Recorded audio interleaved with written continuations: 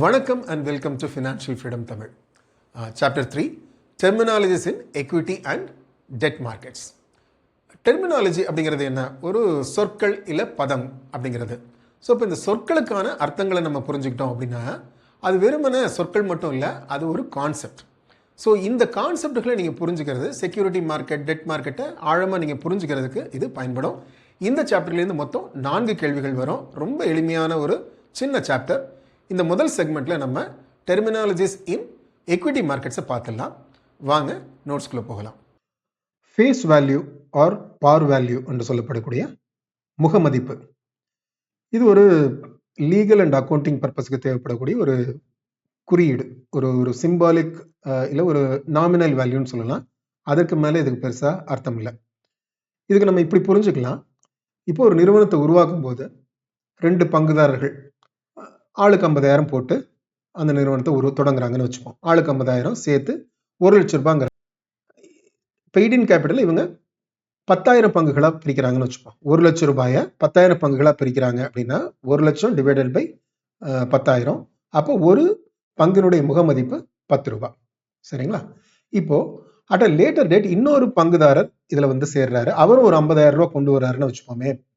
அவருக்கு இவங்க பங்குகள் கொடுக்கும்போது இந்த சேம் 10 ரூபாய் முகமதிப்புல கொடுக்கணுங்கிற தேவையில்லை, அட்பார் கொடுக்கணுங்கிற தேவையில்லை.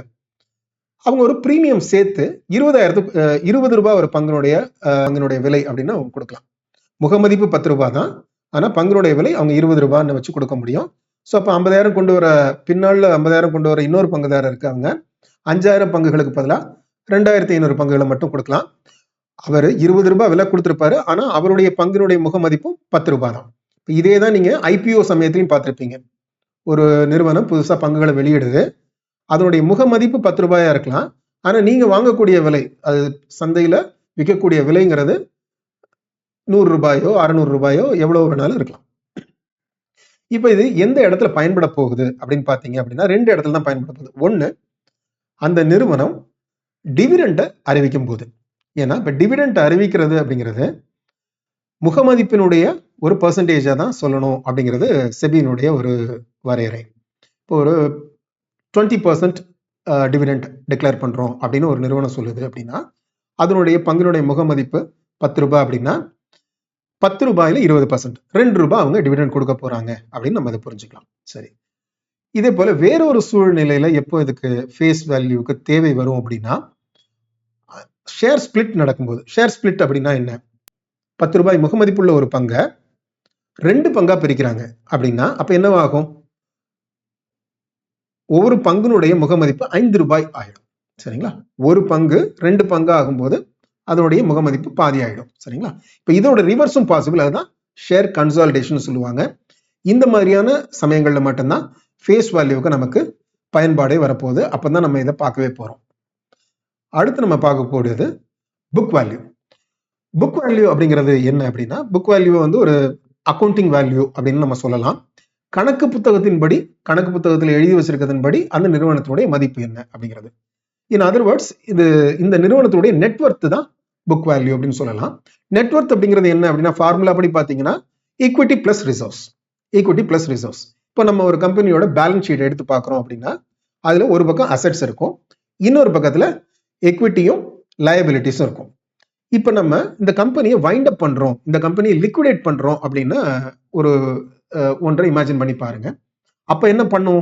அப்ப அதுல இருக்கக்கூடிய அசெட்ஸ் எல்லாம் வித்து அந்த அசெட்ஸ் எல்லாம் காசாக்கி லயபிலிட்டிஸ் எல்லாத்தையும் அடைப்போம். அதாவது நம்ம கடன் எல்லாத்தையும் அடைப்போம். அதே மாதிரி நம்ம சப்ளையர்ஸுக்கு கொடுக்க வேண்டிய பணத்தை எல்லாம் கொடுத்து முடிப்போம். அப்புறம் இதெல்லாம் முடிச்சதுக்கு அப்புறம் மிச்சம் இருக்கக்கூடியது என்ன இருக்கும்? நம்மகிட்ட ஈக்விட்டியும் ரிசர்வ்ஸும் இருக்கும். அதுதான் அந்த கம்பெனியோட நெட்வொர்த். ஆனா இதுல ஒரு சிக்கல் இருக்கு. என்ன சிக்கல் அப்படின்னு பாத்தீங்கன்னா, நீங்க கணக்கு புத்தகத்துல எழுதி வச்சிருக்க அசெட்னுடைய வேல்யூ அப்படிங்கிறது ஒரு ஃபேர் வேல்யூவா இருக்குமா? மார்க்கெட்ல அதே விலைக்கு நீங்க காசாக்கிட முடியுமான்னா அது நடக்கிறதுக்கான வாய்ப்புகள் குறைவு. ஒரு எக்ஸாம்பிளா நீங்க வந்து ஒரு ஃபேக்டரி அப்படிங்கிற ஒரு அசெட்னு காமிச்சிருக்கீங்கன்னா அந்த ஃபேக்டரிக்கு என்ன காஸ்ட் நீங்க செலவு பண்ணீங்க? அந்த ஃபேக்டரியை கட்டுறதுக்கு 10 கோடி ரூபாய் செலவு பண்ணிருக்கீங்க. அப்புறம் அதுக்கு ஆண்டாண்டு தேய்மானத்தை கழிச்சுக்கிட்டே வருவீங்க. அப்ப இப்போதைக்கு அது வந்து உங்களோட பேலன்ஸ் ஷீட்ல 8 கோடி ரூபாய் அதோட மதிப்புன்னு இருக்குன்னு வச்சுப்போமே. இப்ப இந்த ஃபேக்டரி விற்க போனீங்கன்னா 8 கோடி ரூபாய்க்கு வித்துற முடியுமா? ஒரு டிஸ்ட்ரஸ் சிச்சுவேஷன்ல 8 கோடி ரூபாய் உங்களால் ரியலைஸ் பண்ணிட முடியுமா அப்படிங்கிறது ஒரு சேலஞ்ச். அது ஒன்று தான் இதில் புக் வேல்யூவில் சிக்கல். அதனால ஒரு ஃபேர் வேல்யூக்கும் புக் வேல்யூக்குமான ஒரு டீவியேஷன் இருக்கும். இருந்தாலும் இது வந்து ஒரு குயிக்காக ஒரு நிறுவனத்தினுடைய மதிப்பை பார்க்கறதுக்கு ஒரு அருமையான ஒரு குறியீடு அப்படின்னு நம்ம இதை புரிஞ்சுக்கலாம். மார்க்கெட் வேல்யூ இதுதான் சந்தை மதிப்பு.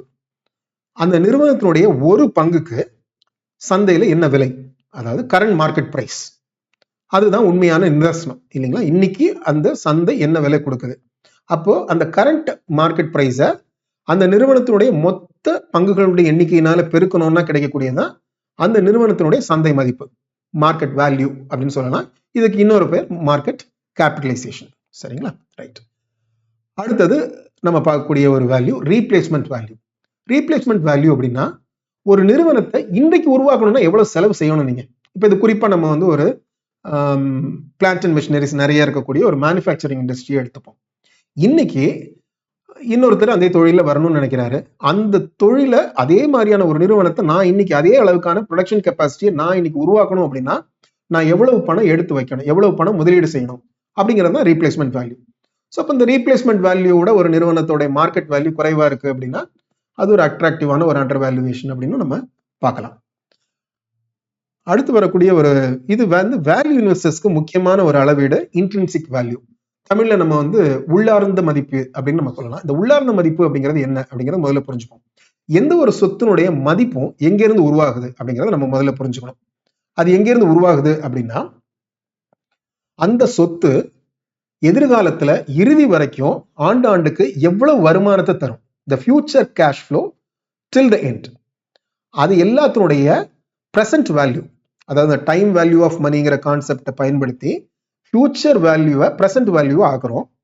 அப்போ அதனுடைய கூட்டுத்தொகை அதுதான் இந்த இன்ட்ரின்சிக் வேல்யூ. ஒரு எளிமையான ஒரு எடுத்துக்காட்டு பார்க்கலாம். ஒரு வீடுன்னு வச்சுப்போமே, நீங்க ஒரு வீடை வாங்குறீங்க அப்படின்னா அதுல வாடகை வரப்போகுது. இப்போ நீங்க வந்து 20 வருஷம் அந்த வீடை வாடகைக்கு விட்டுருக்கீங்க. 20 வருஷத்தோட முடிவுல நீங்க அந்த வீட்டை வித்துடுறீங்கன்னு வச்சுப்போம்.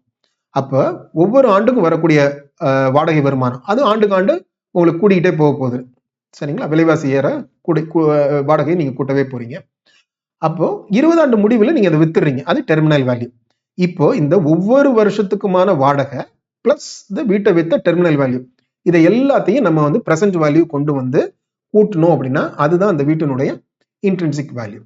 ஸோ இப்போ ஒரு நிறுவனத்தோட இன்ட்ரின்சிக் வேல்யூவை நீங்க ஒரு டிஸ்கவுண்டட் கேஷ் ஃப்ளோ மெத்தட்ல நீங்க கண்டுபிடிச்சிடுறீங்க அப்படின்னு வச்சுப்போம். அதுக்கப்புறம் அதை சந்தை வேல்யூவோட, சந்தை மதிப்போட, மார்க்கெட் வேல்யூவோட நீங்க ஒப்பிட்டு பாக்குறீங்க. இப்போ இன்ட்ரின்சிக் வேல்யூ விட மார்க்கெட் வேல்யூ குறைவா இருக்கு அப்படின்னா ஒரு வேல்யூ இன்வெஸ்டர் அதுல ஒரு ஆப்பர்ச்சுனிட்டியை பார்ப்பார், அதை ஒரு அட்ராக்டிவா படும். ஒரு இன்ட்ரின்சிக் வேல்யூவோட மார்க்கெட் வேல்யூ கூடுதலா இருக்குன்னா அது ஓவர் வேல்யூட் அப்படின்னு ஒரு வேல்யூ இன்வெஸ்டர் பார்ப்பார். ஸோ இதுதான் இந்த வேல்யூ இன்வெஸ்டிங்கோட அடிப்படை. அதுக்கு பயன்படக்கூடியதுதான் இன்ட்ரின்சிக் வேல்யூ. மார்க்கெட் கேபிட்டலைசேஷன் இதை நம்ம ஏற்கனவே பார்த்துட்டோம். அதாவது அந்த நிறுவனத்தினுடைய சந்தை மதிப்பு. இப்போ இந்த மார்க்கெட் கேபிட்டலைசேஷனை வச்சு நிறுவனங்களை வகைப்படுத்தி இருக்கிறாங்க.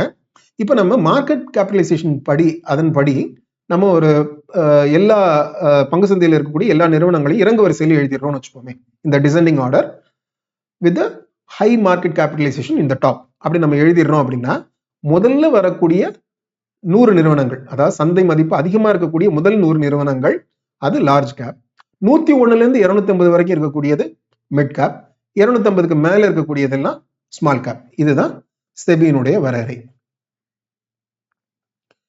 என்டர்பிரைஸ் வேல்யூ இது ஒரு முக்கியமான ஒரு அளவீடு.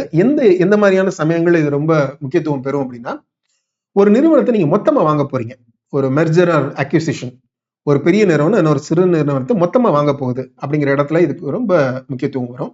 ஏன் அப்படின்னா இப்ப நம்ம இதை ஒரு நுட்பமான ஒரு வேறுபாட்டை புரிஞ்சுக்கணும். நீங்க பங்கு சந்தையில போய் ஒரு நிறுவனத்தை வாங்குறீங்கன்னா அந்த நிறுவனத்தினுடைய எக்விட்டி பார்ட்டை மட்டும் தான் நீங்க வாங்குறீங்க. ஆனா ஒரு நிறுவனத்தை மொத்தமா வாங்குறவரு அதனுடைய கடனையும் சேர்த்து வாங்குறாரு. அதுதான் என்டர்பிரைஸ் வேல்யூ. ஒரு எடுத்துக்காட்டு வச்சு பார்ப்போமே. இப்போ நீங்க போய் ஒரு டீ கடையை வாங்குறீங்க அப்படின்னு வச்சுப்போம்.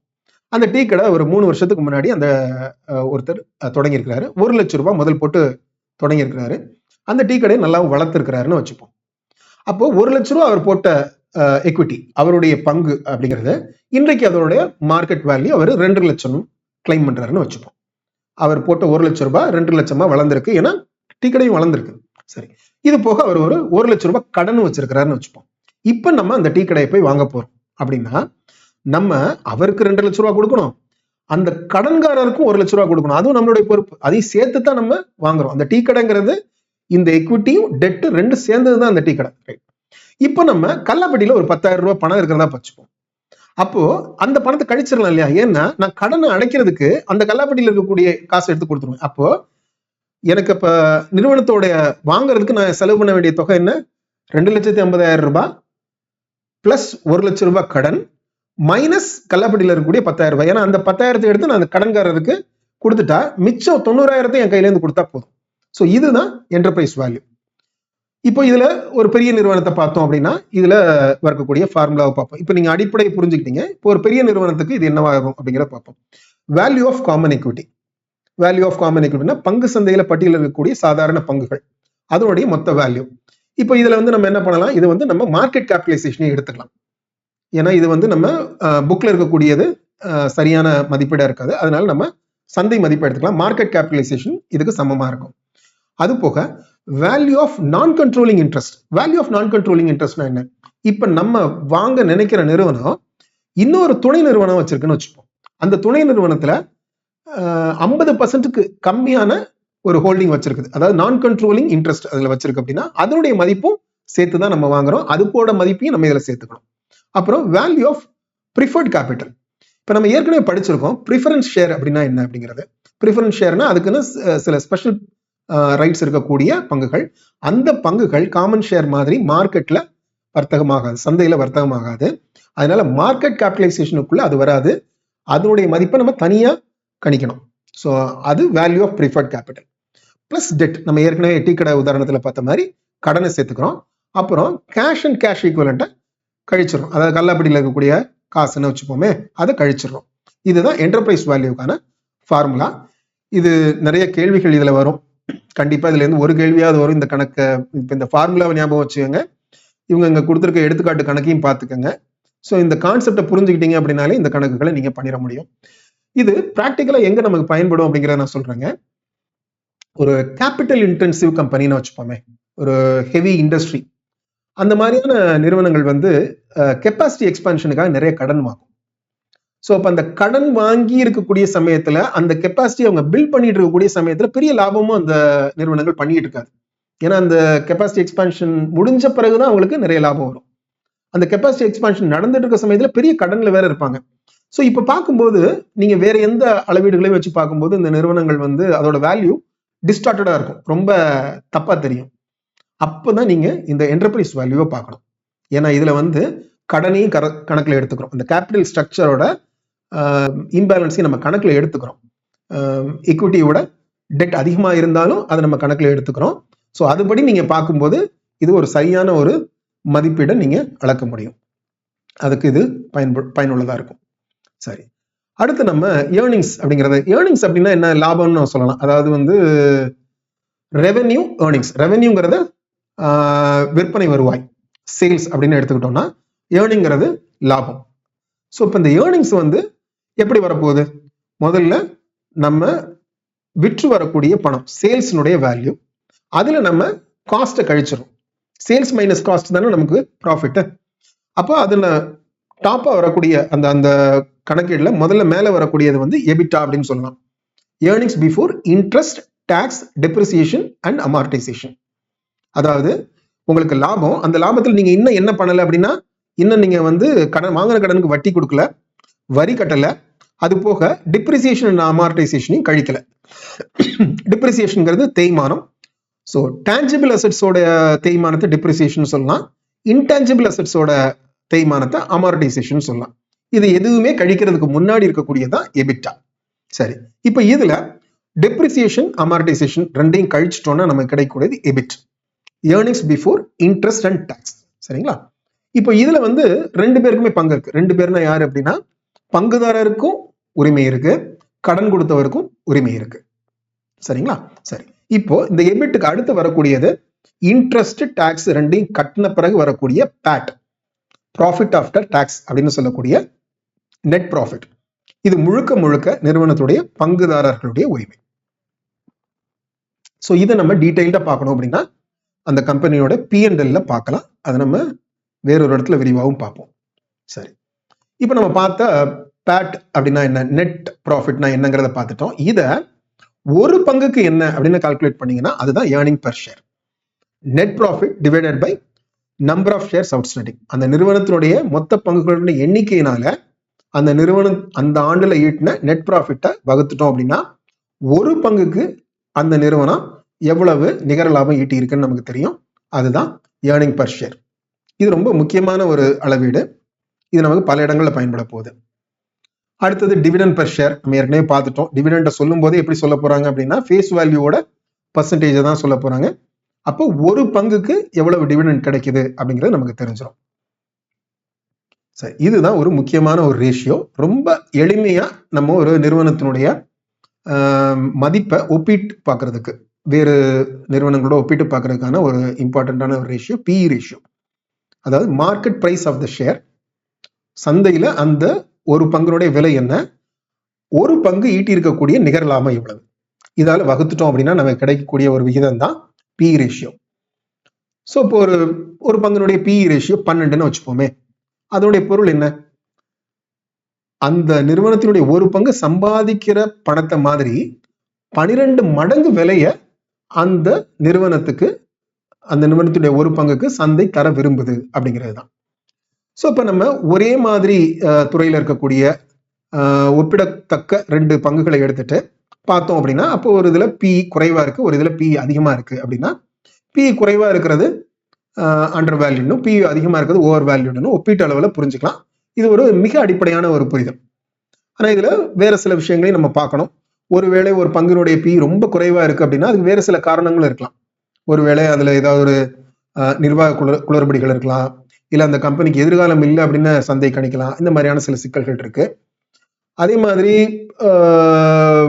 ஒரு சில சமயங்கள்ல நமக்கு வந்து அந்த பங்கினுடைய PE ரொம்ப அதிகமா இருக்கு அப்படின்னா அது வந்து இன்னைக்கு இருக்கக்கூடிய, அதாவது வந்து ஹிஸ்டாரிக்கல் ஏர்னிங்ஸை வச்சு நம்ம பண்ணக்கூடிய PEல அப்படி தெரியலாம்.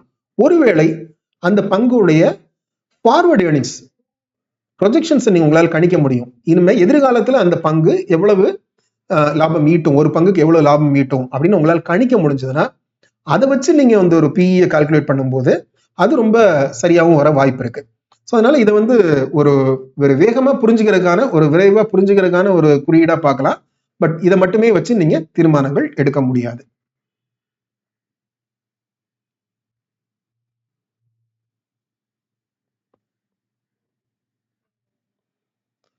Price to sales ratio. இது வந்து நம்ம ஒரு நிறுவனத்தினுடைய சேல்ஸ் எவ்வளவு, ஆனுவல் நெட் சேல்ஸ் எவ்வளவு அப்படிங்கிறத வச்சு அதுக்கும் அந்த கரண்ட் மார்க்கெட் பிரைஸுக்குமான விகிதம். ஸோ ஒரு கம்பெனி அளவில் நீங்க பார்க்கணும்னா அந்த கம்பெனியுடைய ஆனுவல் நெட் சேல்ஸ் மார்க்கெட் கேபிடலைசேஷனை ஆனுவல் நெட் சேல்ஸால வகுத்தீங்கன்னா கிடைக்கக்கூடியது தான் பிரைஸ் டு சேல்ஸ் ரேஷியோ.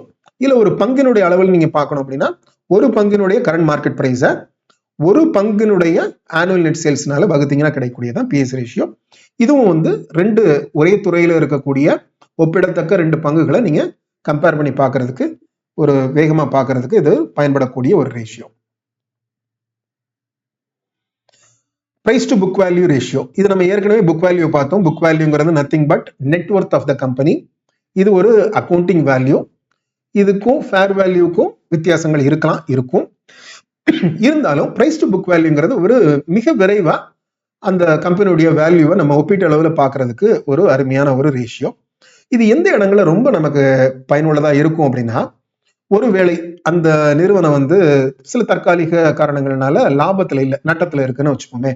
அப்போ உங்களுக்கு PE கால்குலேட் பண்ண முடியாது. ஏன்னா ஏர்னிங் பெர் ஷேரே நெகட்டிவா இருக்கும்போது PE உங்களால கால்குலேட் பண்ண முடியாது. அந்த மாதிரியான நேரங்கள்ல பிரைஸ் டு புக் வேல்யூ அப்படிங்கிற மதிப்பை நம்ம பார்க்கறதுக்கு ஒரு அருமையான ஒரு கருவியா இருக்க முடியும். அப்புறம் வேற ஒரு சில இடங்கள், அதாவது இப்ப பாத்தீங்க அப்படின்னா இந்த புக் வேல்யூல நம்ம என்ன சிக்கல்னு பேசணும் அப்படின்னா, இது வந்து அக்கௌண்டிங் கணக்கு புத்தகத்தில் இருக்கக்கூடிய வேல்யூ, இது வந்து ஒரு ஃபேர் வேல்யூவா இருக்கணுங்கிற தேவை இல்லை அப்படிங்கிறது தான் இதுல உள்ள சிக்கலா பார்த்தோம்.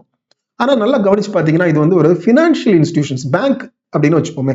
ஒரு பேங்க்குக்கு அதனுடைய அசெட்ஸ் எல்லாமே ஃபினான்ஷியல் அசெட்ஸ். அப்ப அதுவும் ஃபேர் வேல்யூவா தான் இருக்க முடியும், இல்ல ஃபேர் வேல்யூக்கு நெருங்கி தான் இருக்க முடியும். அப்ப அந்த மாதிரியான நிறுவனங்களை நீங்க பாக்குறதுக்கு புக் வேல்யூ வச்சு நீங்க பார்க்க முடியும். So price to book value வந்து 3க்கு உள்ள இருக்கிறது நல்ல வேல்யூ அப்படின்னு சொல்லுவாங்க. சில நேரங்கள்ல 1க்கு கீழே கூட சில நிறுவனங்களுக்கு இருக்கும் பிரைஸ் டு புக் வேல்யூ. அதாவது மார்க்கெட் வேல்யூங்கிறது புக் வேல்யூவோட குறைவா இருக்க முடியும். அதுல ரொம்ப ஒரு அட்ராக்டிவான சுச்சுவேஷன் பார்க்கலாம். ஆனா அதுல கவனமாவும் இருக்கணும். வேற ஏதாவது சிக்கல்கள்னால சந்தை அந்த மாதிரி குறைவான மதிப்பை கொடுக்குதா அப்படிங்கிறத பார்க்கணும். அப்புறம் ஹோல்டிங் கம்பெனிஸுக்கு வந்து இது ஒரு நல்ல ஒரு அளவீடா இருக்க முடியும். ஸோ பேங்க் ஹோல்டிங் கம்பெனிக்கெல்லாம் இது ஒரு நல்ல ஒரு ரேஷியோ. குயிக்கா நம்ம அதை நிறுவனத்தோட மதிப்பை புரிஞ்சுக்கிறது. சரி, differential voting rights. Differential voting rights அப்படின்னா என்ன? பொதுவாக இந்த காமன் ஷேர் அப்படிங்கிற பங்குகள், அந்த பங்குகளுக்கு ஒரு பங்குக்கு ஒரு வாக்கு அப்படிங்கிறது இருக்கும். அதாவது கம்பெனி முக்கியமான முடிவுகள் எதை எடுக்கும் போதும் அந்த ஷேர் ஹோல்டர்ஸோட ஓட்டிங் அது முக்கியமானது. பெரும்பான்மையான பங்குதாரர்கள் அதை சப்போர்ட் பண்ணாங்கன்னா தான் அந்த முடிவுகளை அவங்களால செயல்படுத்த முடியும். அந்த ஓட்டிங் ரைட்டு ஒரு பங்குக்கு 1 அப்படின்னு இல்லாம அதை விட குறைவா இருக்கக்கூடியதை டிவிஆர் பங்குகள்னு சொல்லலாம். அது வந்து 5 பங்குக்கு ஒரு ஓட்டு அப்படின்னு இருக்கலாம், இல்ல வேற எந்த விதத்துல வேணாலும் இருக்கலாம். அப்படி இருக்கக்கூடியது, அதாவது 1க்கு 1 அப்படின்னு இல்லாம குறைவா இருக்கக்கூடியது எல்லாமே டிவிஆர். இது ஏன் இந்த நிறுவனங்கள் பண்றாங்க? அதாவது நான் வந்து நிறைய பங்குகளை வெளியிட விரும்புறேன், ஆனா அதே சமயத்துல என்னோட டிசிஷன் மேக்கிங் கண்ட்ரோலை நான் டைல்யூட் பண்ண விரும்பல. அப்படிங்கிற ஒரு சமயத்துல இந்த மாதிரியான நிறுவனங்கள் இந்த மாதிரியான பங்குகளை உருவாக்கி, ஆனா இந்த பங்குகள் ஒரு தனிப்பட்ட வகையாவே பங்கு சந்தையில வர்த்தகமாகும். இது வந்து காமன் ஷேரை விட விலை குறைவா தான் வர்த்தகமாகும். ஏன்னா இதுல ஓட்டிங் ரைட் இல்லை இல்லைங்களா, அதனால இது குறைவா தான் வர்த்தகமாகும். நம்ம இந்திய சந்தையில எடுத்துக்காட்ட பார்க்கணும்னா டாடா மோட்டார்ஸ் ஒரு நல்ல ஒரு எடுத்துக்காட்டு. நீங்க போய் பார்க்கலாம். டாடா மோட்டார்ஸ் டிவிஆர் அப்படிங்கிறது தனி ஒரு பங்காகவே வர்த்தகமாயிட்டு இருக்கும்.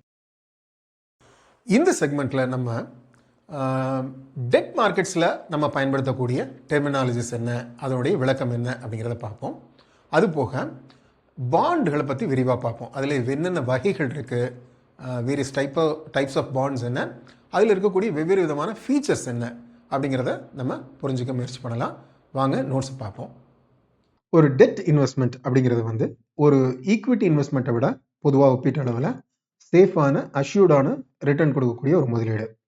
இதுலேயும் கிரெடிட் ரிஸ்க் இருக்குது, இன்ட்ரெஸ்ட் ரேட் ரிஸ்க் இருக்குது, அதே போல் ரீஇன்வெஸ்ட்மெண்ட் ரிஸ்க் இருக்குது. இருந்தாலும் ஒப்பீட்டு அளவில் இது எக்விட்டியோட சேஃபான ஒரு இன்வெஸ்ட்மெண்ட் அப்படின்னு பார்க்கலாம். ஸோ ஒரு டெட் செக்யூரிட்டி அப்படிங்கிறது என்ன? இதில் வந்து ஒருத்தர் இன்னொருத்தருக்கு கடன் கொடுக்குறாரு. ஸோ இப்போ கடன் வாங்குறவர் அவர் தான் அந்த டெட் செக்யூரிட்டியை இஷ்யூ பண்ணுறாரு. பாரோவர் தான் அந்த டெட் செக்யூரிட்டியை இஷ்யூ பண்ணுறாரு. அந்த லெண்டர் அப்படிங்கிறவர் தான் இன்வெஸ்டர். அவருக்கு கடன் கொடுக்குறவர் தான் இங்கே இன்வெஸ்டர். ஸோ இவங்களுக்கு 2 பேருக்கு நடுவில் ஒரு ஒப்பந்தம் உருவாக்கப்படுது. அதுதான் இந்த டெட் செக்யூரிட்டி. இந்த ஒப்பந்தத்தில் என்னென்ன விஷயங்களை வரையறுத்திருப்பாங்க அப்படின்னா, பிரின்சிபல் எவ்வளவு முதல், அசல் எவ்வளவு, கூப்பான் அப்படிங்கிற சொல் வந்து இன்ட்ரெஸ்ட் ரேட்டை தான் நம்ம கூப்பான் அப்படின்னு சொல்றோம். ஸோ எவ்வளவு வட்டி அதுக்கு, அப்புறம் அதனுடைய முதிர்வு காலம் எவ்வளவு, மெச்சூரிட்டி எவ்வளவு.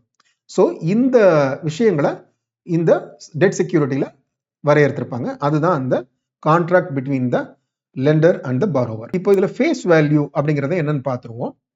ஃபேஸ் வேல்யூ அப்படின்னாக்க இது முதல்ல அந்த இஷ்யூ பண்ணும்போது பிரைமரி மார்க்கெட்ல அந்த இன்வெஸ்டருக்கு அந்த டெட் செக்யூரிட்டியை அவர் இஷ்யூ பண்ணும்போது இந்த ஃபேஸ் வேல்யூவும் பிரின்சிபலா இருக்கும்.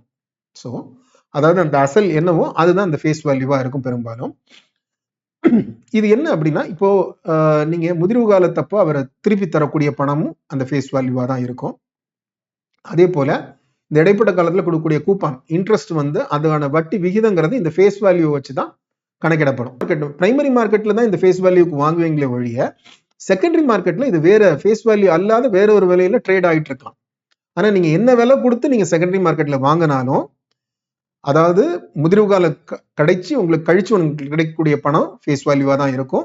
இடைப்பட்ட காலத்துல உங்களுக்கு கிடைக்கக்கூடிய கூப்பான் இன்ட்ரெஸ்ட் ரேட்டும் அதோட பர்சன்டேஜும் இந்த ஃபேஸ் வேல்யூவோட பர்சன்டேஜா கணக்கிடப்படும். அதை மட்டும் நம்ம புரிஞ்சுக்கணும். ஸோ இந்த கூப்பான் ரேட் அப்படிங்கறது நம்ம ஏற்கனவே பேசிட்டோம். ஒண்ணுமே இல்லை, அந்த நீங்க கொடுத்திருக்க கடனுக்கான வட்டி அது என்ன கால இடைவெளியில கொடுக்கப்படணும் அப்படிங்கிறதும் இதுல வரையறுக்கப்பட்டிருக்கும். என்ன வட்டி அப்படிங்கிறதும் வரையறுக்கப்பட்டிருக்கும். ஸோ இப்போ எடுத்துக்காட்டா இதை பார்த்துடலாம். இப்போ ஒரு பாண்ட் பார்த்துருங்க, ஒரு கவர்மெண்ட் செக்யூரிட்டி 8.24 GS 2018 இதை இப்படிதான் குறிப்பிடுறாங்க. ஜிஎஸ் அப்படிங்கிறது கவர்மெண்ட் செக்யூரிட்டி, 8.24 அப்படிங்கிறது அந்த கூப்பான் ரேட், என்ன இன்ட்ரெஸ்ட் ரேட்டோ அது. 2018 அப்படிங்கிறது அதனுடைய முதிர்வு காலம். 2018ஆம் ஆண்டுல அது முதிர்வடைஞ்சிரும். ஸோ இதுதான். இப்போ நீங்க ஒரு ஃபேஸ் வேல்யூ ஆஃப் 1000 அப்படின்னு வாங்குறீங்கன்னு வச்சுக்கோமே, இந்த 1000 ரூபாய் ஃபேஸ் வேல்யூ உள்ள இந்த பாண்டை வாங்குறீங்க அப்படின்னா அப்போ வருடத்துக்கு எவ்வளவு வட்டி? 82 ரூபாயும் 40 காசும் இதுக்கு வட்டி வருடத்துக்கு. பொதுவாக கவர்மெண்ட் செக்யூரிட்டி வந்து பையானுவலி ஆண்டுக்கு 2 முறை, அரையாண்டுக்கு ஒரு முறை கொடுப்பாங்க. ஸோ அப்போ ஒரு அரையாண்டு காலத்துக்கு உங்களுக்கு கிடைக்கக்கூடிய வட்டிங்கிறது 41 ரூபாய் 20 காசு. ஸோ இதுதான் நம்ம இந்த கூப்பன் ரேட்டை புரிஞ்சுக்க வேண்டியது. மெச்சூரிட்டி அப்படின்னா என்ன? முதிர்வு காலம். இப்போ உங்கள்கிட்ட கடன் வாங்கின ஒருத்தர் எவ்வளவு காலம் கழிச்சு அந்த அசலை உங்கள்கிட்ட திருப்பி கொடுக்க போறார் அப்படிங்கிறது தான் முதிர்வு காலம். இது வந்து term to maturity or tenor அப்படின்னு சொல்லுவாங்க. இந்த மெச்சூரிட்டி இப்போ நம்ம ஏற்கனவே பார்த்த எக்ஸாம்பிள்ல அந்த மெச்சூரிட்டி அப்படிங்கிறது 2018 அப்படிங்கிறது கொடுத்துருந்தாங்க. ஒருவேளை நீங்க வந்து 2016 அந்த பாண்டை வாங்கியிருக்கீங்கன்னா term to maturity 2 years. So அந்த முதிர்வு காலம் வரைக்கும் எவ்வளவு நாள் இருக்கு அப்படிங்கிறது தான் டேர்ம் டு மெச்சூரிட்டி. அந்த காலம் வரைக்கும் அவர் அந்த வட்டியை கொடுத்துட்டு இருப்பாரு.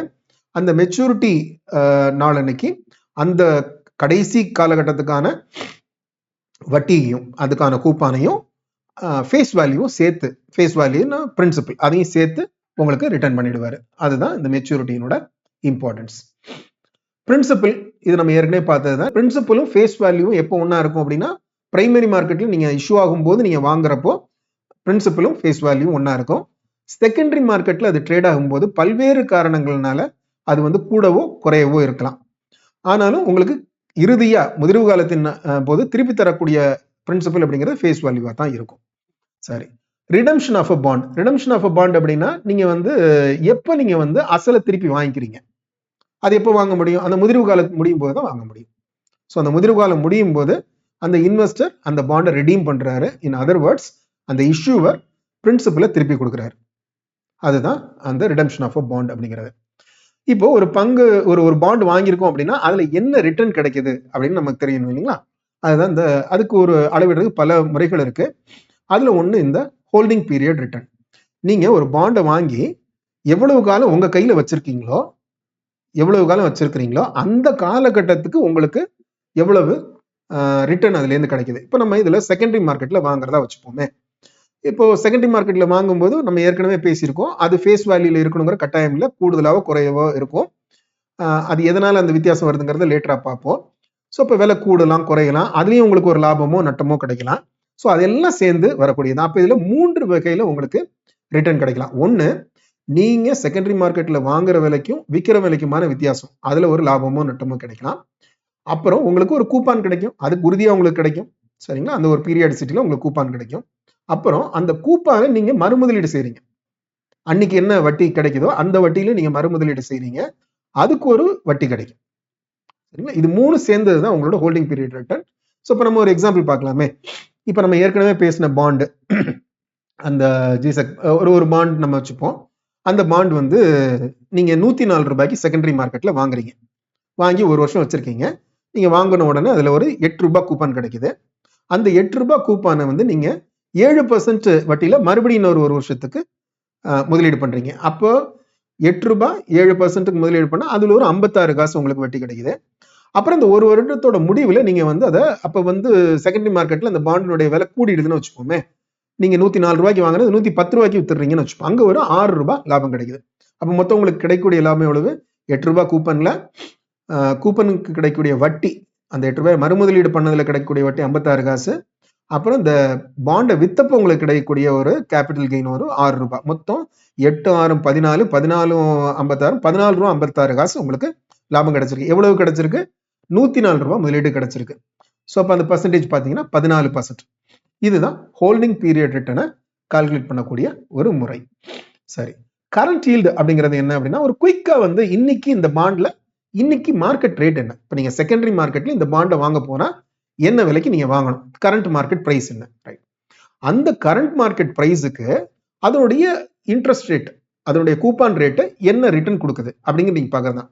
அந்த coupon rate divided by current market price, இதை பர்சன்டேஜா பார்த்தீங்க அப்படின்னா இப்போ இந்த எக்ஸாம்பிளே பாருங்க 7.92%.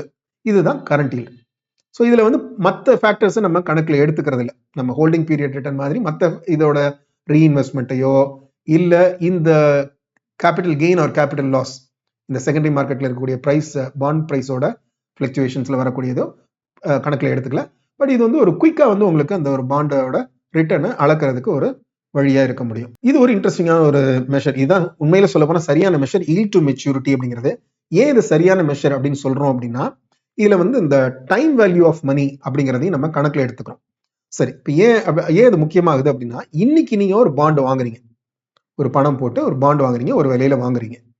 அப்போ அந்த பாண்ட் உங்களுக்கு லேட்டர் டேட்ல, ஃபியூச்சர்ல வெவ்வேறு நாள்ல வெவ்வேறு தொகையை உங்களுக்கு தரப்போகுது. கேஷ் ஃப்ளோ வந்து ஃபியூச்சர்ல வரக்கூடிய கேஷ் ஃப்ளோ.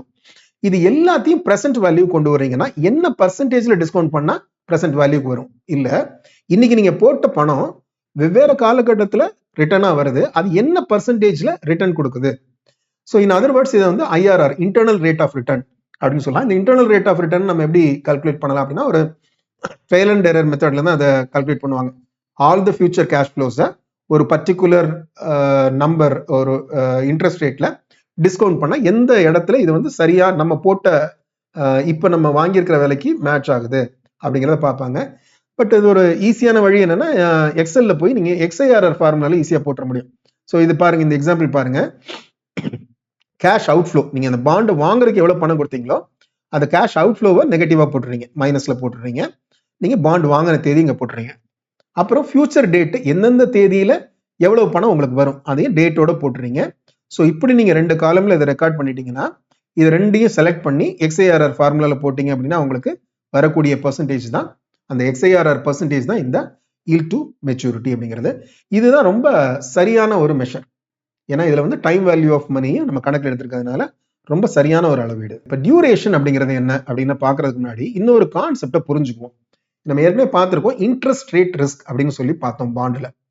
அதாவது இப்போ நீங்க இப்படி ஒரு எக்ஸாம்பிள் வச்சுப்போமே, நீங்க வந்து வருஷத்துக்கு 10% வட்டி கொடுக்கக்கூடிய ஒரு பாண்ட் வச்சிருக்கிறீங்கன்னு வச்சுப்போம். சரி, இப்போ நீங்க ஒரு 1000 ரூபாய் ஃபேஸ் வேல்யூ அப்படின்னா அதுக்கு வந்து உங்களுக்கு வருஷத்துக்கு 100 ரூபாய் கிடைக்கும் அப்படிங்கிற மாதிரியான ஒரு பாண்ட் உங்கள்கிட்ட இருக்கு. இப்போ ப்ரிவேலிங் இன்ட்ரெஸ்ட் ரேட்டு 10%ல இருந்து 8% ஆர்பிஐ குறைச்சிட்டாங்க. ஒருவேளை பணவீக்கம் அதிகமாக ஏதோ ஒரு பொருளாதார காரணத்தினால வட்டி விகிதத்தை ஆர்பிஐ குறைச்சிட்டாங்க, 8% குறைச்சிட்டாங்கன்னு வச்சுக்கோமே. இன்னைக்கு போய் அந்த ஃப்ரெஷ்ஷா அந்த ஒரு பாண்ட், அதே மெச்சூரிட்டி உள்ள ஒரு பாண்டை ஒருத்தர் வாங்க போறாரு அப்படின்னா அவருக்கு இன்னைக்கு என்ன வட்டி கிடைக்கும்? 8% தான் கிடைக்கும். அப்போ 1000 ரூபாய் அவர் பண்ற முதலீட்டுக்கு வருஷத்துக்கு 80 ரூபாய் தான் கிடைக்கும். ஆனா நீங்க 1000 ரூபாய் கொடுத்து வாங்கி வச்சிருக்க பாண்டுக்கு வருஷம் 100 ரூபாய் கிடைக்கும். அப்போ அவர் செகண்டரி மார்க்கெட்ல நீங்க வச்சிருக்க பாண்டை அதிக விலை கொடுத்து வாங்குறதுக்கு தயாரா இருப்பார் இல்லைங்களா? சோ இதுதான் அடிப்படை புரிதல். அப்ப நம்ம இதுல என்ன புரிஞ்சுக்கணும் அப்படின்னா, மார்க்கெட் இன்ட்ரெஸ்ட் ரேட் குறையுது, ப்ரிவேலிங் இன்ட்ரெஸ்ட் ரேட் குறையுது அப்படின்னா பாண்டினுடைய வேல்யூ உங்களுக்கு கூடும். இது அப்படியே தலைகீழாவும் நடக்கும். இன்ட்ரெஸ்ட் ரேட் கூடுது அப்படின்னா பாண்டினுடைய விலை குறையும். ஸோ இந்த அடிப்படை புரிஞ்சுக்கிட்டோம் அப்படின்னா அதுக்கப்புறம் இந்த டியூரேஷன் அப்படிங்கிறதுக்கு வரும். அப்போ ஒரு இன்ட்ரெஸ்ட் ரேட்டு கூடுறது குறையிறதுனால பாண்டினுடைய விலை எவ்வளவு கூடும் எவ்வளவு குறையும், அதனுடைய தாக்கம் இதுல எவ்வளவா இருக்கும் அப்படின்னு அந்த சென்சிட்டிவிட்டி ஆஃப் இந்த பிரைஸோட sensitivity in relations to the change in interest rate, அதை மெஷர் பண்றது தான், அந்த சென்சிட்டிவிட்டியை மெஷர் பண்றது தான் டியூரேஷன். இது எப்படி பீட்டா அப்படிங்கிற ஒரு விஷயத்த நம்ம ஸ்டாக்குக்கு பேசுவோமோ அது மாதிரி பாண்டுக்கு டியூரேஷன். ஸோ பொதுவாக நம்ம புரிஞ்சுக்க வேண்டியது, இந்த time to maturity, term to maturity அதிகமாக இருக்கும்போது டியூரேஷன் அதிகமாக இருக்கும். அதே மாதிரி கூப்பன் ரேட் குறைவாக இருக்கும்போது டியூரேஷன் அதிகமாக இருக்கும். அதே மாதிரி ஈல்டு குறைவாக இருக்கும் போதும் டியூரேஷன் அதிகமாக இருக்கும். ஸோ இந்த சினாரியோவை மட்டும் நம்ம புரிஞ்சுக்கிட்டானா போதும். சரி, இப்போ பாண்ட்ல பல வகைகள் இருக்கு. இந்த வகைகள் எப்படி உருவாகுதுங்கிறத பார்க்கலாம். அடிப்படையா 3 அடிப்படை கூறுகள் தான் எந்த ஒரு பாண்ட்லயுமே. அடிப்படை அம்சங்கள் 3 தான். ஒன்று பிரின்சிபல், அப்புறம் மெச்சூரிட்டி, அப்புறம் கூப்பன். இந்த 3 அடிப்படை கூறுகள்ல வெவ்வேறு விதமா கட்டமைக்கிறாங்க, பல விதமான பாண்டுகளை கட்டமைக்கிறாங்க. ஸோ இந்த வகைகளை நம்ம பார்க்கலாம். முதல்ல zero coupon bond. Zero coupon bond அப்படின்னா வட்டியே கொடுக்காத பாண்ட். வட்டியே கிடைக்கலன்னா நான் ஏன் அதை போய் வாங்கணும்? அப்ப வட்டி இதை மறைமுகமா வேற விதமா கொடுக்க போறாங்க, எப்படிங்கிறத பார்ப்போம். இப்போ நீங்க ஒரு அசல் கொடுக்குறீங்க, ஒரு ஃபேஸ் வேல்யூ இருக்கு, 1000 ரூபாய் பாண்டுன்னு வச்சுப்போமே. 1000 ரூபாய் பாண்டை அதுல வட்டியே கிடையாது. ஆனா 1000 ரூபாய் பாண்டை உங்களுக்கு கொடுக்கும்போது 1000 ரூபாய்க்கு கொடுக்க மாட்டாங்க, ஒரு டிஸ்கவுண்டோட கொடுப்பாங்க. அந்த முதிர்வு காலத்துல நீங்க 1000 வாங்கிக்கலாம், ஃபேஸ் வேல்யூ வாங்கிக்கலாம். அப்ப அந்த டிஸ்கவுண்ட் தான் உங்களுக்கான அந்த பீரியடுக்கான வட்டி. ஸோ என்ன இதுல ஒண்ணு, அவங்க பீரியாடிக்கலா அவங்க டிஸ்பர்ஸ் பண்ணாம 2 டிரான்சாக்ஷனோட முடிச்சுக்கிறாங்க, அதுதான் அவங்களுக்கு வசதி. முதல்ல உங்கள்கிட்ட இஷ்யூ பண்ணும்போது ஒரு கம்மியான விலைக்கு இஷ்யூ பண்ணிடுறாங்க, அப்புறம் அதை ரிடீம் பண்ணும்போது ஃபேஸ் வேல்யூக்கு ரிடீம் பண்றாங்க. இது ரெண்டுக்குமான வித்தியாசம் உங்களுக்கு லாபமா கிடைக்குது, அவ்வளவுதான். பொதுவாக இந்த மணி மார்க்கெட் இன்ஸ்ட்ருமெண்ட்ஸ் எல்லாமே பெரும்பாலும் இந்த ஜீரோ கூப்பன் பாண்ட்ஸா இருக்கும். மணி மார்க்கெட் இன்ஸ்ட்ருமெண்ட்ஸ் எல்லாமே பார்த்தீங்கன்னா அதனுடைய முதிர்வு காலங்கிறது ஒரு ஆண்டுக்குள்ளதான் இருக்கும். அதுல பெரும்பாலும் இந்த மெத்தட்ல அவங்க பண்ணியிருப்பாங்க. அதே சமயத்துல ஒரு லாங்கர் மெச்சூரிட்டி இருக்கக்கூடிய, லாங்கர் டெனர் இருக்கக்கூடிய ஜீரோ கூப்பன் பாண்ட்ஸும் இருக்கு. அதுக்கெல்லாம் ரொம்ப டீப் டிஸ்கவுண்ட் பாண்ட் அப்படின்னு சொல்லலாம். ஸோ பாருங்க, இந்த ஒரு எக்ஸாம்பிள் பாருங்க. ஒரே இஷ்யூவர் ஆனா 2 சீரீஸ், அதாவது 2 விதமான மெச்சூரிட்டிக்கு அந்த பாண்ட் இஷ்யூ பண்றாங்க. ஸோ பாருங்க, சீரீஸ் 1 அப்படிங்கிறது வந்து ஜூலைல மெச்சூர் ஆகுது, சீரீஸ் 2 டிசம்பர்ல மெச்சூர் ஆகுது. ஸோ அப்ப சீரீஸ் 1க்கு டிஸ்கவுண்ட் எவ்வளவு கொடுத்துருக்காங்க பாருங்க, 100 ரூபாய் மெச்சூரிட்டி வேல்யூ, 100 ரூபாய் ஃபேஸ் வேல்யூ இருக்கக்கூடியதை 85 ரூபாய் 80 காசு கொடுக்குறாங்க. அதை விட அதிக டெனர் இருக்கக்கூடிய, டிசம்பர் வரைக்கும் போகக்கூடிய சீரீஸ் 2க்கு இன்னும் அதிக டிஸ்கவுண்ட் கொடுத்து இன்னும் குறைவான விலையில 82 ரூபா 55 காசு கொடுக்குறாங்க. ஸோ இதுதான் இதனுடைய அடிப்படை. சரி, ஃப்ளோட்டிங் ரேட் பாண்ட்ஸ். பொதுவா ஒரு பாண்ட் அப்படிங்கிறது ஒரு ஃபிக்ஸட் இன்ட்ரெஸ்ட் ரேட்டை குறிப்பிட்டு தான் இருக்கும். ஸோ அந்த எந்த பீரியாடிசிட்டி, அந்த வருஷத்துக்கான இன்ட்ரெஸ்ட் ரேட் அப்படிங்கிறது ஃபிக்ஸடா இருக்கும். இப்போ இந்த இதுல வந்து ஃப்ளோட்டிங்கா இருக்கும், அதாவது அந்த இன்ட்ரெஸ்ட் வேற சில இதுகளோட ரிலேட் பண்ணியிருப்பாங்க. அதாவது எந்த மாதிரியான இதுகளோட ரிலேட் பண்ணிருக்கலாம்னா, இன்ஃப்ளேஷன் இண்டெக்ஸோட ரிலேட் பண்ணிருக்கலாம், இல்ல இன்டர் பேங்க்ஸ் ரேட்ஸோட இது பண்ணி ரிலேட் பண்ணிருக்கலாம், ட்ரெஷரி பில் ரிட்டர்ன்ஸோட ரிலேட் பண்ணிக்கலாம். ஸோ அது மாற மாற அதே விகிதத்தில் இதுவும் மாறும். ஸோ அந்த மாதிரி ஒரு ஃப்ளோட்டிங் ரேட் இன்ட்ரெஸ்டா இருக்கலாம், ஃப்ளோட்டிங் ரேட் கூப்பான்ஸ் இருக்கலாம். அப்படிப்பட்ட பாண்டுகள் ஃப்ளோட்டிங் ரேட் பாண்ட் அப்படின்னு சொல்லலாம். இப்போ இந்த ஃப்ளோட்டிங் ரேட் பாண்ட்ல இன்ட்ரெஸ்ட் ரேட் ரிஸ்க் அப்படிங்கிறது கிடையாது. நம்ம ஏற்கனவே பேசணும் இல்லைங்களா, இன்ட்ரெஸ்ட் ரேட் கூடுச்சு அப்படின்னா பாண்டினுடைய விலை குறையும், இன்ட்ரெஸ்ட் ரேட் குறைஞ்சதுன்னா பாண்டினுடைய விலை கூடும். இது வந்து இன்ட்ரெஸ்ட் ரேட்டே அட்ஜஸ்ட் ஆகிக்க போகுதுங்கிறதுனால பாண்டினுடைய விலை மாறவே மாறாது. இதுல வந்து இந்த ரேஞ்சையும் அவங்க ஃபிக்ஸ் பண்ணிக்க வாய்ப்பு இருக்கு. இது வந்து ஒரு குறிப்பிட்ட அளவுக்கு மேல போக முடியாது அப்படிங்கிற மாதிரி ஒரு கேப்பையும் அவங்க ஃபிக்ஸ் பண்ணிக்கலாம். குறிப்பிட்ட அளவுக்கு கீழே போக முடியாது அப்படின்னா ஃப்ளோரையும் ஃபிக்ஸ் பண்ணிக்கலாம். இந்த ரேஞ்சுக்குள்ளதான் இது வந்து வேரி ஆக முடியும் அப்படிங்கிறதையும் அவங்க வரையறுத்துக்க முடியும். இந்த கன்வெர்டபிள் பாண்ட்ஸ் நம்ம ஏற்கனவே பார்த்துருக்கிறோம், வேற ஒண்ணுமே இல்லை. அதாவது இந்த பாண்ட்ஸ், இந்த கடன் பத்திரங்கள் ஒரு குறிப்பிட்ட காலத்துக்கு அப்புறம் அந்த நிறுவனத்தினுடைய பங்குகளா மாற முடியும் அப்படிங்கிறது. இதுல எதெல்லாம் டிஃபைன் பண்ணி இருக்கணும் அப்படின்னா, எந்த தேதியில இந்த கன்வர்ஷன் நடக்க போகுது, எந்த தேதியில பாண்ட் வந்து ஈக்விட்டியா மாறப்போகுது அப்படிங்கிறத, என்ன ரேஷியோல ஆக போகுது, எவ்வளவுக்கு எவ்வளவு பங்குகள் கொடுக்க போறாங்க, எவ்வளவு டிபென்ச்சருக்கு எவ்வளவு பங்குகள் கொடுக்க போறாங்க அப்படிங்கிறதும் டிஃபைன் ஆயிருக்கணும். அதே மாதிரி என்ன ப்ரொபோர்ஷன்ல, முழுக்க கன்வெர்ட் ஆக போதா இல்ல பகுதி மட்டும் கன்வெர்ட் ஆக போதா அப்படிங்கிறதும் தெரியணும். என்ன பிரைஸ்ல அந்த ஷேர்ஸ் அலாகேட் ஆகும், இது எல்லாத்தையுமே வந்து டிஃபைன் பண்ணியிருப்பாங்க. ஸோ இதனுடைய சாதக பாதகங்கள் பார்ப்போமே. இப்போ இஷ்யூவருக்கு என்னென்ன சாதகங்கள் இருக்கு இதுல அப்படின்னு பாத்தீங்கன்னா, பொதுவாக இந்த மாதிரியான கன்வெர்டபிள் பாண்ட்ஸுக்கு வந்து அந்த கூப்பான் ரேட் குறைவா இருக்கும். ஏன் அப்படின்னா, அது பங்குகளை மாறும்போது அதுல ஒரு ஆதாயம் கிடைக்கும் அப்படின்னு ஒரு எதிர்பார்ப்பு இருக்கிறதுனால பொதுவா இங்க வந்து கூப்பான் ரேட்டை குறைவா வைப்பாங்க. அது அவருக்கு ஒரு ஆதாயம். அப்புறம் இன்னொரு லாபம் அவருக்கு என்னன்னு பாத்தீங்கன்னா, அசலை திருப்பி கொடுக்க வேண்டாம் இல்லையா, அதுக்கு பதிலாக நிறுவனத்தோட பங்குகள் தான் கொடுக்க போறாரு. ஸோ இப்ப கைவிட்டு அவர் வந்து தொகையை எதுவுமே கொடுக்க போறது, கேஷ் வந்து அவர்கிட்ட கேஷ் அவுட்ஃப்ளோவே இருக்க போறது இல்லை. ஸோ அது வந்து அவருக்கு ஒரு லாபம். ஸோ இந்த பக்கம் பாத்தீங்க அப்படின்னாக்க, ஒரு இன்வெஸ்டருக்கு என்ன கிடைக்குது அப்படின்னாக்க, அந்த நிறுவனத்துடைய நல்ல வளரக்கூடிய வாய்ப்புள்ள ஒரு நிறுவனம் அப்படின்னு சொல்ற பட்சத்துல அந்த நிறுவனத்துடைய பங்குகள் இவருக்கு குறைந்த விலைக்கு, சந்தை விலையை விட குறைந்த விலைக்கு அவருக்கு கிடைக்க வாய்ப்புகள் இருக்கு. இதெல்லாம் அவருக்கு நல்லது. ஆனா இதுல ஒரு இன்வெஸ்டருக்கு ஒரு பாதகமான ஒண்ணு பாத்தீங்க அப்படின்னா, அந்த ஏற்கனவே பங்குகள் வச்சிருக்கவரும் சரி, இப்ப புதுசா போறவரும் சரி, அந்த பங்குகளினுடைய எண்ணிக்கை அதிகரிக்கும் போது அந்த ஷேர் ஹோல்டிங் டைல்யூட் ஆகும். இப்படி புரிஞ்சுக்கலாம். ஒரு பங்குக்கான வருமானம், ஏர்னிங் பெர் ஷேர் அப்படிங்கிறது குறையும். இப்ப மொத்த கம்பெனியினோட வருமானத்தை 100 ஷேரால வகுக்கிறோம், 100 ஷேர் தான் இருக்குது, அது இப்போ வந்து 120 ஷேர் ஆகுதுன்னா அது 120ஆல வகுக்கும் போது அந்த அளவுக்கு குறையும் இல்லைங்களா, ஒரு பங்குக்கான வருமானங்கிறது குறையும் இல்லையா. ஸோ அப்ப அந்த அளவுக்கு அதனுடைய மதிப்பும் குறையும். ஸோ இதெல்லாம் அதுல ஒரு பாதகங்கள். இது ஒரு வகை. இதோட கான்செப்ட் நம்ம ஏற்கனவே பார்த்திருக்கோம். பிரின்சிபல் ப்ரொடெக்டட் நோட் அப்படின்னு சொல்லக்கூடிய ஒரு இன்ஸ்ட்ருமெண்ட். இது அடிப்படையில இதை நம்ம வந்து ஒரு டெட் இன்ஸ்ட்ருமெண்ட்னு சொல்றோம், ஆனாலும் இதுல டெட்டை தாண்டிய ஒரு பகுதி இருக்கு. இது என்னங்கிறது பார்க்கலாம். இப்போ இதுல இவங்க என்ன சொல்லுவாங்க அப்படின்னா, நீங்க போடுற முதலுக்கு கண்டிப்பா பாதகம் இருக்காது. அதாவது நீங்க 100 ரூபாய் முதலீடு பண்றீங்கன்னா 100 ரூபாயாவது கண்டிப்பா வந்துடும். அதுதான் பிரின்சிபல் ப்ரொடெக்ஷன் அப்படிங்கிறது. இப்ப இவங்க என்ன பண்ணுவாங்க அப்படின்னா, நம்ம கொடுக்குற 100 ரூபாயில பெரும்பகுதியை என்ன பண்ணுவாங்கன்னா, இப்ப நம்ம 100 ரூபாய் இன்வெஸ்ட் பண்றோம் அப்படின்னா அதை 90 ரூபாய் எடுத்து ஒரு டெட் இன்ஸ்ட்ருமெண்ட்ல அவங்க இன்வெஸ்ட் பண்ணுவாங்க. ஸோ அந்த முதிர்வு காலத்துல ஒன் இயர்னு வச்சுப்போமே, அந்த 1 இயரோட கடைசியில அது 100 ரூபாய் ஆகிற மாதிரியான ஒரு சேஃபான ஒரு டெட் இன்ஸ்ட்ருமெண்ட்ல இன்வெஸ்ட் பண்ணுவாங்க. ஸோ இப்போ எது எப்படி போனாலும் சரி 100 ரூபாய் உறுதியா நமக்கு திருப்பி கைக்கு வந்துடும். ஸோ 100 ரூபாங்கிறது அதே 100 ரூபாய் கிடையாது, இன்ஃபிளேஷனுக்கு கணக்கு பட்டா அப்படி கிடையாது. பட் இருந்தாலும் அந்த நம்பர் அப்படிங்கறத நமக்கு திருப்பி வந்துருங்கிற உறுதி பண்ணிடுவாங்க. இப்போ இன்னொரு மிச்சம் இருக்கக்கூடிய 10 ரூபாயை ஒரு எக்ஸ்ட்ரீம்லி ஹை ரிஸ்க் இன்ஸ்ட்ருமெண்ட்ல இன்வெஸ்ட் பண்ணுவாங்க. அது எக்விட்டிலயா இருக்கலாம், கமாடிட்டிலயா இருக்கலாம், டெரிவேட்டிவ்ஸ்ல இருக்கலாம். ஸோ அப்ப இதுல என்ன அப்படின்னா, ஓரளவுக்கு ஒரு பெரும்பகுதியை நீங்க ப்ரொடெக்டட் மெக்கானிசம்ல போயிட்டு ஒரு சிறு பகுதியை ஹை ரிஸ்க்ல எடுத்து அதுல இருந்து ரிட்டர்ன் கொடுப்பாங்க. ஸோ இது ஒரு மாதிரியான ஒரு ஹைபிரிட் இன்வெஸ்ட்மெண்ட் ப்ராடக்ட் தான். அடுத்து இன்ஃபிளேஷன் ப்ரொடெக்டட் செக்யூரிட்டிஸ். ஸோ இப்போ நம்ம இது வரைக்கும் பேசக்கூடிய கூப்பான், இன்ட்ரெஸ்ட் எல்லாமே பார்த்தீங்கன்னாக்க நாமினல் ரேட். இது உண்மையில பாத்தீங்கன்னா அந்த வட்டிங்கிறது அதோட உண்மையான இந்த ரியல் இன்ட்ரெஸ்ட் அப்படிங்கிறது இன்ஃபிளேஷனை கழிச்ச பிறகு உள்ளதுதான்.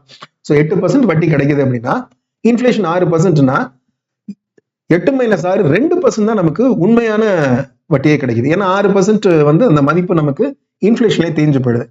ஆனா இப்போ இந்த மாதிரியான சில இன்ஸ்ட்ருமெண்ட்ஸ், அதாவது குறிப்பா இன்ஃபிளேஷன் இண்டெக்ஸ் பாண்ட்ஸ் இருக்கு கவர்மெண்ட் செக்யூரிட்டிஸ்ல. ஸோ இதெல்லாம் அவங்க என்ன பண்றாங்க அப்படின்னா, இன்ஃபிளேஷனுக்கு கரெக்ட் பண்ணிட்டு, பிரின்சிபலை இன்ஃபிளேஷனுக்காக கரெக்ட் பண்ணிட்டு இந்த ரியல் இன்ட்ரெஸ்ட்டை மட்டும் அவங்க அதுக்கு கொடுக்குறாங்க.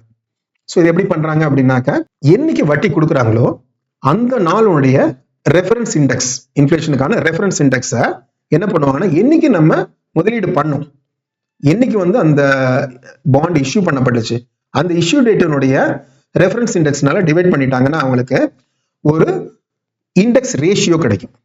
அந்த இண்டெக்ஸ் ரேஷியோவை நம்ம பிரின்சிபலோட மல்டிப்ளை பண்ணுவாங்க. என்னைக்கு அப்படின்னா, நமக்கு அவங்க கூப்பான் கொடுக்கக்கூடிய அன்னைக்கு அதை பண்ணிட்டாங்க அப்படின்னா அது அந்த நம்மளுடைய principal it will get corrected for the inflation. அதுக்கப்புறம் அதுல தான் அந்த இன்ட்ரெஸ்ட் ரேட்டை அவங்க கால்குலேட் பண்ணுவாங்க. So that will be the interest rate corrected for the inflation. So அதனால இந்த முறையில் நம்ம போகும்போது இன்ஃபிளேஷனால வரக்கூடிய பாதிப்புலேருந்து நம்ம தப்பிச்சுக்கலாம். ஃபாரின் கரன்சி பாண்ட்ஸ் நம்ம இதை ஆல்ரெடி பார்த்துருக்கிறோம். அதாவது இந்த பாண்டை போய் நீங்க ஒரு வெளிநாட்டுல வேற ஒரு கரன்சில, எந்த ஒரு நாட்டினுடைய நிறுவனம் அந்த முதலீட்டை திரட்டுதோ அந்த நாட்டின் கரன்சி இல்லாத வேற ஒரு கரன்சில, இப்போ ஃபார் எக்ஸாம்பிள் ஒரு இந்தியன் கம்பெனி இன்வெஸ்ட்மெண்ட் ரைஸ் பண்ணுது அப்படின்னா, ஒரு யூஎஸ் டாலர்ல பண்ணுது அப்படின்னா அதை ஃபாரின் கரன்சி பாண்டுன்னு சொல்லலாம். அதே மாதிரி எக்ஸ்டர்னல் பாண்ட் அப்படிங்கிறது எந்த நாட்டுல போய் நிதி திரட்டுறாங்களோ அந்த நாட்டினுடைய கரன்சி அல்லாத வேற ஒரு கரன்சில, இப்போ ஃபார் எக்ஸாம்பிள் குவைத்துல போய் ஒரு யூஎஸ் டாலர்ல ஃபண்ட் ரைஸ் பண்றாங்க. குவைத்தோட கரன்சி குவைத்தி தினார். அந்த குவைத்துல போயிட்டு யூஎஸ் டாலர்ல ஃபண்ட் ரைஸ் பண்றாங்க அப்படின்னா அது எக்ஸ்டர்னல் பாண்ட் அப்படின்னு சொல்லலாம். அதே மாதிரி இப்போ அந்த எக்ஸ்டர்னல் பாண்டினுடைய டினாமினேஷன் ருப்பியா இருக்கிற பட்சத்துல வேற ஒரு நாட்டுல போய் ருப்பியில போய் ஃபண்ட் ரைஸ் பண்றாங்க அப்படின்னா அதை மசாலா பாண்ட்னு சொல்லலாம். இது எல்லாத்துலயுமே இந்த கரன்சி ரிஸ்க் அப்படிங்கிறது, சரி, கரன்சி எக்ஸ்சேஞ்ச் ரேட்டினுடைய ரிஸ்க் இஷ்யூவருக்கோ பாரோவருக்கோ அந்த சினாரியோவை பொறுத்து வரும். பெர்பச்சுவல் பாண்ட் அப்படிங்கிறது ஒரு இன்ட்ரெஸ்டிங்கான ஒரு விஷயம். அதாவது இதுல அந்த இஷ்யூவர் பணத்தை ரிடீம் பண்ணணும் அப்படிங்கிற ஒரு கட்டாயம் இல்லை, அப்படி ஒரு ஆப்ளிகேஷன் அவருக்கு இல்லை. இன்வெஸ்டரும் அவரை கட்டாயப்படுத்தி கேட்க முடியாது. ஸோ இப்போ பீரியாடிக்கலான வட்டி மட்டும் வந்துகிட்டே இருக்கும். நீங்க முதலீடு பண்ணக்கூடிய பணத்துக்கு வட்டி மட்டும் வந்துகிட்டே இருக்கும். ஒருவேளை அது காலபிள் பாண்ட்ஸா இருந்ததுன்னா அந்த இஷ்யூவர் அவருக்கு விருப்பம் இருந்தால் அதை பின்னால் அதை பைபேக் பண்ணிக்கலாம். இது அவருக்கு கிடைக்கக்கூடிய ஒரு ஆப்ஷன். பட் இன்வெஸ்டருக்கு ரிடீம் பண்ணிக்கிறதுக்கான ரைட்ஸ் கிடையாது. அப்படி ஒரு ஆப்ளிகேஷன், அப்படி ஒரு கட்டாயம் அவருக்கு கிடையாது. ஸோ இது பெரும்பாலும் பார்த்தீங்க அப்படின்னா பேங்க்குகள் தான் இதை பயன்படுத்துறாங்க. ஸோ இந்த பேசல் நார்ம்ஸ், அதாவது பேங்கிங் ரெகுலேஷன் நார்ம்ஸ் ஒன்று இருக்கு. அதன்படி அதுக்கு உட்பட்டு 81 Tier 1 அப்படிங்கிற ஒரு மெத்தட்ல அவங்க இந்த பாண்ட்ஸை 81 பெர்பச்சுவல் பாண்ட்ஸை இஷ்யூ பண்றாங்க. ஸோ அதுக்கு பல வரையறைகள் கொடுக்கப்பட்டிருக்கு.